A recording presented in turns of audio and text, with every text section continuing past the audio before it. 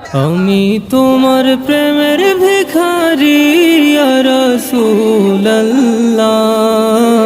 আমি তোমার প্রেমের ভিখারি, আমি তোমার প্রেমের ভিখারি ইয়া রাসূলুল্লাহ,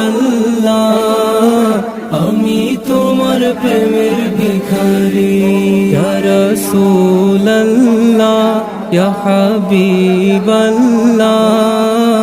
আমি তোমার প্রেমের ভিখারি। হে বেরাদার, যাই হোক আপনাদের জনপ্রিয় বক্তা আর আমারও খুব কাছেকার ভালোবাসা ছেলের মতো বক্তা উপস্থিত হয়েছেন, আপনারা তার কাছে শুনবেন। আমি পবিত্র কোরআন হতে আয়াত শরীফ পাঠ করেছিলাম, মাইয়াতির রাসূলা ফাকাদ